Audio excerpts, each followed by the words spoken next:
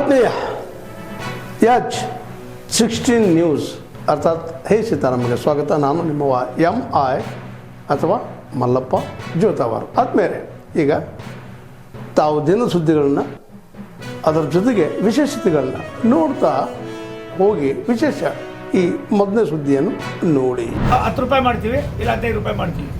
ದೊಡ್ಡದಲ್ವಾ ಯಜಮಾನ್ರೆ? ಇವೆಲ್ಲ ಮೋದಿ ಅವ್ರದ್ದು, ಎಲ್ಲ ಕೊಡುಗೆಗಳು ಮೋದಿ ಅವ್ರದ್ದು. ರೆವಿನ್ಯೂ ಪ್ರಾಬ್ಲಮ್ ಒಂದೇ ಭಾರತ ಆಗೋದಿಲ್ಲ. ರೆವಿನ್ಯೂ ಪ್ರಾಬ್ಲಮ್ ಇತ್ತು. ತಿರುಪ್ತಿ ಗಾಡಿಗೆ ಅಂತ ನಮ್ಮ ಕಡೆಯಿಂದ ಹೋಗ್ತಾರದು ಪ್ರಾಯೋಗಿಕವಾಗಿ ಒಂದು 6 ತಿಂಗಳು ಬಿಟ್ಬಿಟ್ಟು ಆಮೇಲೆ ತಾಳಿ ನೋಡ್ರಿ ಯಜಮಾನ್ರೆ, ನೀವು ಅದು ನಿಮ್ಮ ಕಾಂಗ್ರೆಸ್ ಕಾಲದಲ್ಲಿ ಏನು ಮಾಡೋರು? ಕಾಂಗ್ರೆಸ್ ಅಲ್ಲ, ಸ್ವಲ್ಪ ಕಾಳಪ್ಪ ಇಲ್ಲಿ ಏನು ಮಾಡೋರು? ಓಡಿಸೋರು, ಎಲೆಕ್ಷನ್ ಆದ್ಮೇಲೆ ನಿಲ್ಲಿಸ್ಬಿಡೋರು. ಮೋದಿಯವರು ಕೊರೋನಾದಲ್ಲಿ 37 ಟ್ರೈನ್ ನಿಂತೋಗಿತ್ತು, 37 ಮನೆ ಓಪನ್ ಮಾಡೋದು. ಇದರೊಳಗೆ ಪ್ಯಾಸೆಂಜರ್ ಟ್ರೈನಲ್ಲಿ 100 ರೂಪಾಯಿ ಟಿಕೆಟು ನಾವು ಕೊಡ್ತಾ ಇರೋದು 54 ರೂಪಾಯಿಗೆ. ಮೊನ್ನೆ ಕೇವಲ 1% 1 ಪೈಸಾ ಜಾಸ್ತಿ ಮಾಡಿದ್ಕೇನೆ ದೊಡ್ಡ ಗಲಾಟೆ ಎತ್ಕೊಂಡು, ಅದು ಬಿಟ್ಟರೆ ಏನೂ ಇಲ್ಲ. ಒಂದು ನಿಮಗೆ ಯಾವುದೇ ಟ್ರೈನ್ಗಳು, ಪ್ಯಾಸೆಂಜರ್ ಟ್ರೈನ್ಗಳು ಅಂತ ಲಾಭದಾಯಕ ಅಲ್ಲ. ಗೂಡ್ಸ್ ಇದೆಯಲ್ಲ, ಗೂಡ್ಸಲ್ಲಿ ಇದಾಗ್ತದೆ. ಮತ್ತು ದೇಶಕ್ಕೆ ಪ್ರಯಾಣ ಮಾಡೋರು ಇನ್ನೆಲ್ಲಿ ಹೋಗಬೇಕು? ರೋಡ್ನಲ್ಲಿ ಹೋದರೆ ಆಕ್ಸಿಡೆಂಟ್ಗಳು.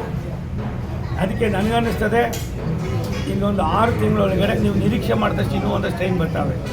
ಮತ್ತು ಹಳೇ ಬೋಗಿಗಳನ್ನೆಲ್ಲ ತೆಗಿತಾ ಇದ್ದೀವಿ ಯಜಮಾನ್ರೆ. ಹಳೇ ಬೋಗಿಗಳು ಏನಿದ್ದೋ ಅವೆಲ್ಲವೂ ಕೂಡ ಶಿಫ್ಟ್ ಮಾಡಿ ಹೊಸದು ಮಾಡ್ತಾಯಿದ್ದೀವಿ.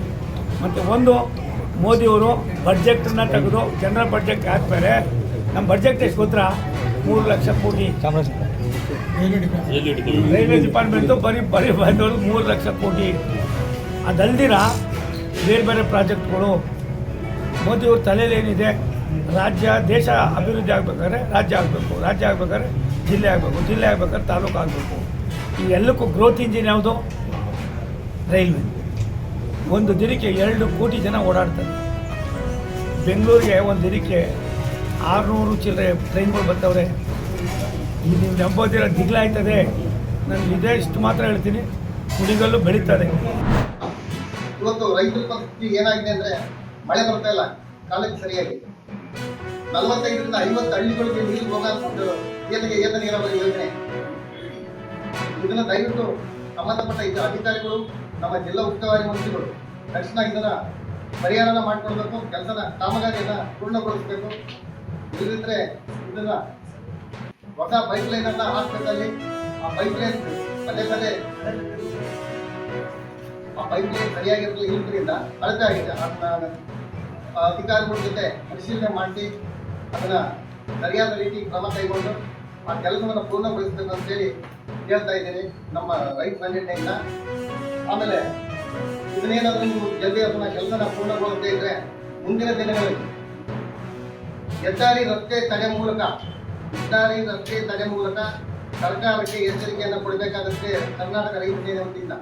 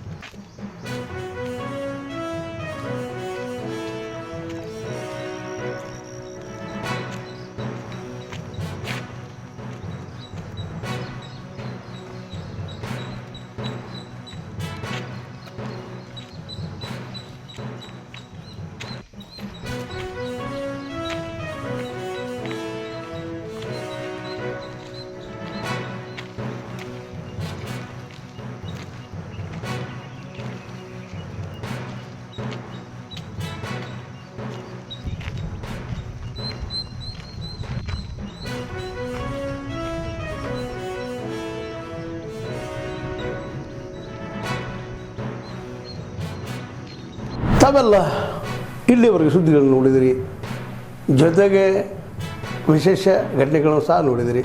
ಅದು ನಿಮಗೇನು ಅನ್ನಿಸ್ತು? ನಿಮಗೆ ಲೈಕ್ ಮಾಡಿರಿ, ಶೇರ್ ಮಾಡಿರಿ, ಕಾಮೆಂಟ್ ಮಾಡಿರಿ, ಜೊತೆಗೆ ಸಬ್ಸ್ಕ್ರೈಬ್ ನಿಲ್ಲಿಸ್ಬೇಡ್ರಿ. H16 ನ್ಯೂಸ್ ಅರ್ಥಾತ್ ಸಿದ್ದರಾಮಯ್ಯ ಸತ್ಯದ ಕೈಗಳಲ್ಲಿ ವಂದನೆಗಳು.